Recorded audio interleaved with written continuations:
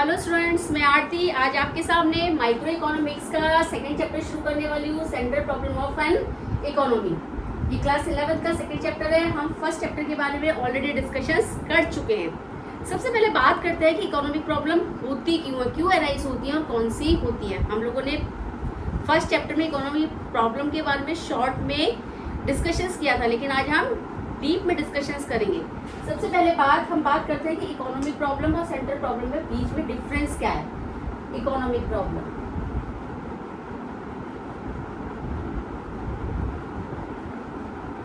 और एक central problem, पहले डिफरेंस पता करते हैं।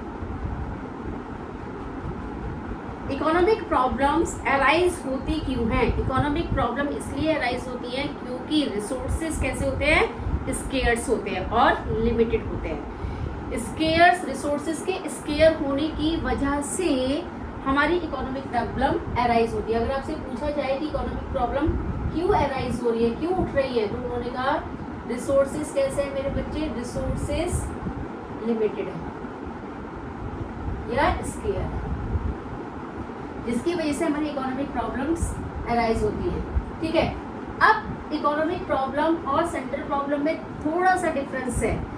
जैसे फॉर एग्जांपल एक एग्जांपल लेके समझते हैं। गवर्नमेंट के पास 50 करोड़ रुपए, गवर्नमेंट इसे एजुकेशन, इस 50 करोड़ को एजुकेशन पे खर्च करना चाहती है और एंटरटेनमेंट पे खर्च करना चाहती है, क्योंकि इन दोनों में सबसे ज्यादा जरूरी क्या है, एजुकेशन जरूरी है। तो गवर्नमेंट क्या करती है, क्योंकि भाई लिटरेसी इंडिया के अंदर बहुत ज़्यादा है, तो गवर्नमेंट कहती है एंटरटेनमेंट तो बाद में भी देखा जाएगा, एंटरटेनमेंट तो बच्चे ऑलरेडी कर लेते हैं खुद से खुद, लेकिन अगर हम एजुकेशन पे खर्च करें तो कहीं ना कहीं हमारे इंडिया का जो लिटरेसी रेट है वो इंक्रीज होगा। तो ऐसी कंडीशंस में गवर्नमेंट इस 50 करोड़ को सारे के सारे को क्या कर देती है, एजुकेशन पे खर्च कर देती है और इस वाले को सेक्रीफाइस कर, यानी कि इन दोनों फंड्स में से एक को सेक्रीफाइस करती है और एक पे खर्च कर दिया इसने। तो यहाँ पे सेक्रीफाइस होता है, एक वर्ड्स का क्या होता है, सेक्रीफाइस होता है, सेक्रीफाइस होता है। ठीक है, सेंट्रल प्रॉब्लम कौन सी होती है? सेंट्रल प्रॉब्लम के अंदर एग्जांपल लेते हैं, वही गवर्नमेंट 50 करोड़ रुपया खर्च कर रही है। इस 50 करोड़ में गवर्नमेंट कहती है एजुकेशन पे खर्च करूं या डिफेंस पे खर्च करूं। अब दोनों ही चीजें बहुत जरूरी है, एजुकेशन भी जरूरी है और डिफेंस पे खर्च करना भी जरूरी है, क्योंकि हमारे देश की रक्षा की बात है तो डिफेंस पे भी खर्च करना जरूरी है। तो ऐसी कंडीशंस में गवर्नमेंट क्या कहती है, इस 50 करोड़ में से 50% तो मैं एजुकेशन पे खर्च कर देता हूँ और 50% मैं डिफेंस पे खर्च कर देती हूँ। गवर्नमेंट ये वाली बात कहती है। तो यहाँ पे गवर्नमेंट क्या डिसाइड करती है, रेशियो। यहाँ पर गवर्नमेंट रेशियो डिसाइड करती है, जिसे हम कंप्लीशन कहते हैं। क्या कहते हैं, कंप्लीशन। मान लीजिए वॉर का टाइम चल रहा है, वॉर के ड्यूरेशन के समय पर हमें गन, राइफल्स, गोला बारूद की रिक्वायरमेंट होगी, तो गवर्नमेंट इसके रेशियो को इंक्रीज कर देगी, यानी जैसे 70 और 30 का कर देगी।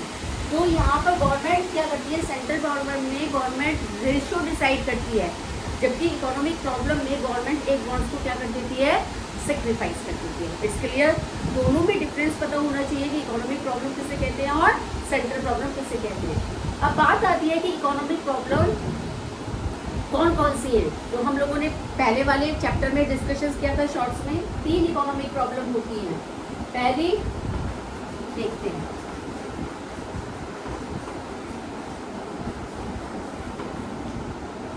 थ्री टाइप्स की होती है, टाइप्स ऑफ इकोनॉमिक प्रॉब्लम। 3 तरह की इकोनॉमिक प्रॉब्लम होती हैं। कौन कौन सी? वॉन्ट्स आर अनलिमिटेड,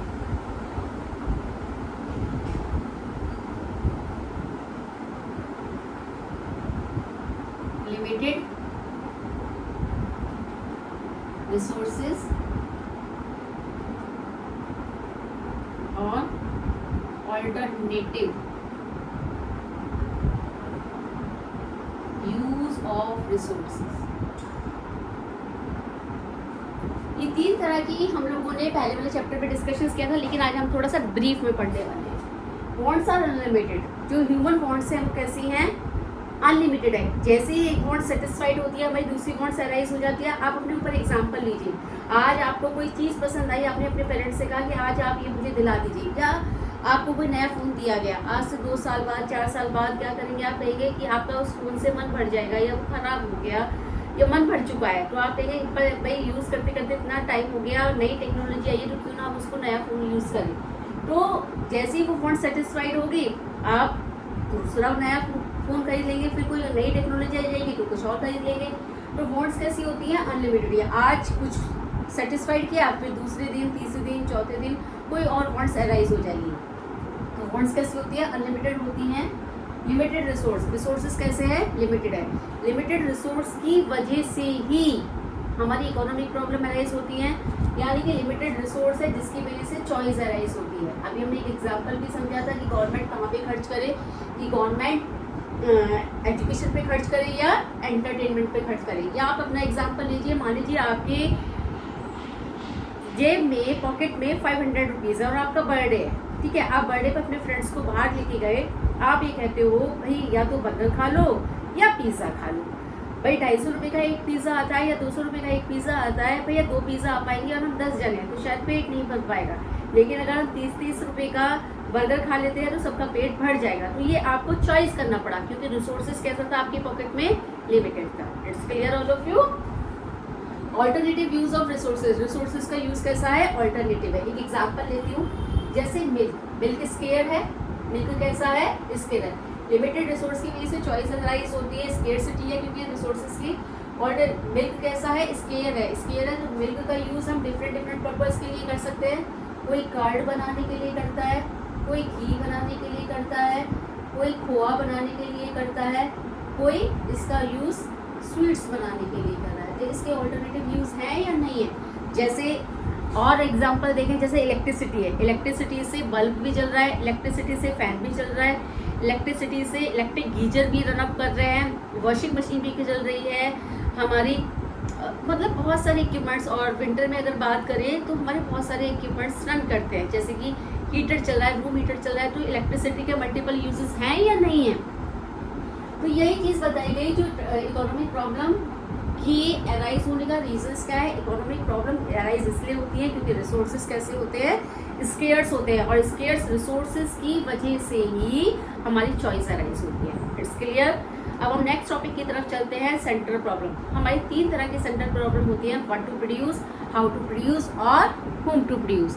इस बारे में हम लोग डिस्कशंस करते हैं कि हमारी 3 तरह की प्रॉब्लम्स पाई जाती हैं, ठीक है। सबसे पहले हम डिस्कशन करते हैं सेंट्रल प्रॉब्लम की पहली प्रॉब्लम, व्हाट टू प्रोड्यूस के अंदर। व्हाट टू प्रोड्यूस है क्या, व्हाट टू प्रोड्यूस के अंदर हम 2 तरह की गुड्स का प्रोडक्शन कर सकते हैं, कंज्यूमर गुड्स और कैपिटल गुड्स। सबसे पहले बात करते हैं कि ये एग्जाम में 3 मार्क्स का क्वेश्चन आता है, इनमें से 3 में से कोई भी एक प्रॉब्लम आती है, एग्जाम में पूछ ली जाती है कि व्हाट टू प्रोड्यूस या हाउ टू प्रोड्यूस या whom टू प्रोड्यूस को क्लियर करिए। तो व्हाट टू प्रोड्यूस में हम 2 तरह की गुड्स का प्रोडक्शन कर सकते हैं, क्या, कंज्यूमर गुड्स और कैपिटल गुड्स। सबसे पहले बात करते हैं कि कंज्यूमर गुड्स किसे कहते हैं। कंज्यूमर गुड्स वो गुड्स होती है जो कंज्यूमर के द्वारा कंजम्पशंस की जाती है, यानी कि यूज़ की जाती है, उसे हम कंज्यूमर गुड्स कहते हैं। जैसे कि ब्रेड हो गया, बटर हो गया, कोल्ड ड्रिंक हो गया, ये सब क्या है, हमारी कंज्यूमर गुड्स है, ठीक है। यानी कि जो वांट्स को क्या कर रही हैं, सेटिस्फाइड कर रही हैं, ठीक है। दूसरी आती है कैपिटल गुड्स। कैपिटल गुड्स कौन सी होती है, कैपिटल गुड्स वो गुड्स होती हैं बच्चे जिसका यूज़ फर्दर प्रोडक्शन के लिए किया जाता है और ये ऑलमोस्ट प्रोड्यूसर के द्वारा यूज़ की जाती है। कंज्यूमर गुड्स हमेशा कंज्यूमर के द्वारा यूज़ की जाएगी, कैपिटल गुड्स हमेशा प्रोड्यूसर के द्वारा यूज़ की जाती हैं, इसके द्वारा प्रोडक्शन किया जाता है। जैसे कि प्लांट हो गया, मशीनरी हो गया, अगर कोई प्रोड्यूसर प्लांट और मशीनरी को इंस्टॉल कर रहा है तो वो फर्दर प्रोडक्शन के लिए कर रहा है और उससे आने वाले टाइम में उसे क्या मिलने वाले हैं, प्रॉफिट्स मिलने वाले हैं। It's clear. तो हम ऐसे लिखेंगे, what you produce refer the 2 types of the goods are productions, consumer goods and capital goods. Consumer goods are those goods that the satisfied of the human wants, like cake, tea, coffee, bread, butter, Pepsi, Coke. These are the consumer goods. Capital goods are those goods that be used by the producer and used for the production, like a plant and machine. It's clear. Second one आती है how to produce, कैसे produce किया जाए। How to produce के अंदर हम 2 टेक्निकों से use कर सकते हैं। हाउ टू प्रोड्यूस में हम दो टेक्निक्स का यूज कर सकते हैं। कौन कौन सी?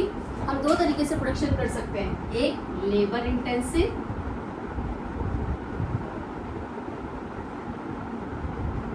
Second one is capital intensive.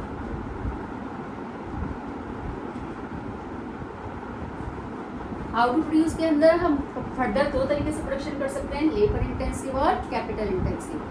बात करते हैं लेबर इंटेंसिव किसे कहते हैं। हमारे देश के अंदर अनएम्प्लॉयमेंट बहुत ज़्यादा है। जब हमारे देश में अनएम्प्लॉयमेंट ज़्यादा है तो गवर्नमेंट अगर सोसाइटी का वेलफेयर पे चाहती है तो गवर्नमेंट किसके द्वारा प्रोडक्शन कराएगी? डेफिनेट सी बात है लेबर। लेबर का मतलब होता है वर्कर, ठीक है। यानी कि इफ ये गवर्नमेंट डिसाइड करती है कि हमें किस चीज़ से प्रोडक्शन कराना है, लेबर इंटेंसिव से कराना है या कैपिटल इंटेंसिव से कराना है।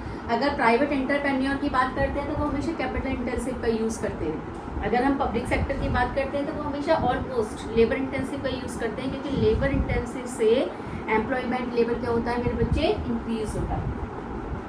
अगर गवर्नमेंट लेबर इंटेंसिव का यूज़ करती है, यानी कि यदि किसी चीज़, यानी कि अगर किसी चीज़ हैंडलूम, लेबर इंटेंसिव का मतलब है हैंडलूम, एक एग्जाम्पल है, यानी कि हाथ से जो चीज़ें बनाई जाती हैं, और हाथ से किसके द्वारा बनाई जा रही हैं? लेबर के द्वारा। आप देखिए रूरल एरिया के अंदर जो वुमेन्स हैं वो कपड़ा मतलब रुई से धागा बनाती हैं, धागे से कपड़ा बनाती हैं, एम्ब्रॉयडरी वगैरह करती हैं घरों में रहकर, तो ये लेबर इंटेंसिव है। लेबर इंटेंसिव का मतलब है that the work is done by the hands और by the labour, for example handloom, ठीक है। जब सब लोग लेबर काम करेगी तो लोगों को काम मिलेगा, और जब काम मिलेगा तो कहीं ना कहीं जो एम्प्लॉयमेंट है वो बढ़ेगा, और एम्प्लॉयमेंट बढ़ेगा तो सब लोग संपन्न होंगे, है ना। सोसाइटी में सब कुछ सही चलेगा, क्रिमिनल एक्टिविटीज़ वगैरह नहीं बढ़ेंगी।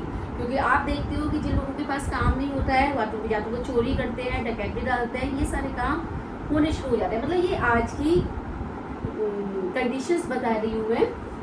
तो ये लेबर इंटेंसिव, यानी कि it is decided by the government that it is used by the labor intensive और capital intensive। यदि गवर्नमेंट लेबर इंटेंसिव के द्वारा काम कराती है तो ऐसी कंडीशंस में जो एम्प्लॉयमेंट लेवल है क्या बढ़ता है?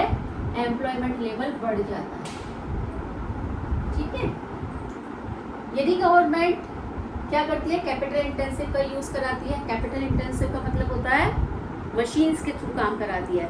तो यहाँ पर मान लो 10 बंदे काम कर रहे हैं और मशीन पर वही काम केवल 5 बंदे कर रहे हैं, तो 5 बंदे तो वो तो बेरोजगार हो गए ना। यदि गवर्नमेंट कैपिटल इंटेंसिव का यूज़ कराती है तो प्रोडक्शन बढ़ता तो है, क्वालिटी वाइज प्रोडक्शन अच्छा भी होता है, मजबूत भी होता है, क्योंकि हाथ से बनी हुई चीज़ें और मशीन से बनी हुई चीज़ों में डिफरेंस है।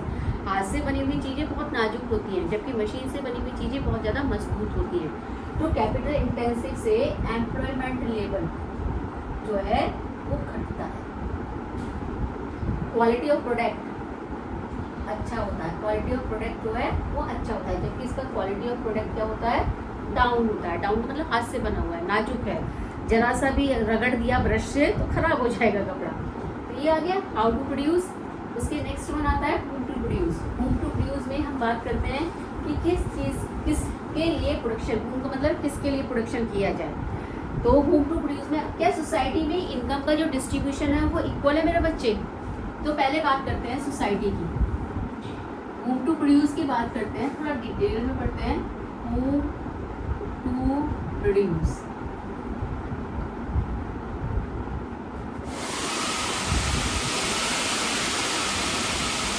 सोसाइटी के अंदर, सोसाइटी में इनकम का जो डिस्ट्रीब्यूशन है, इनकम का जो डिस्ट्रीब्यूशन है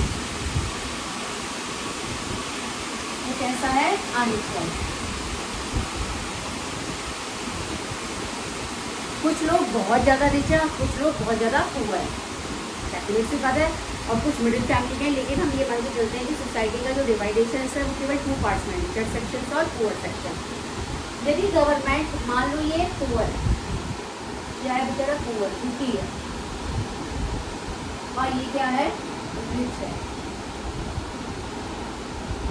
अगर गवर्नमेंट पुअर सेक्शंस के लिए प्रोडक्शन करती है तो इन्वेस्टमेंट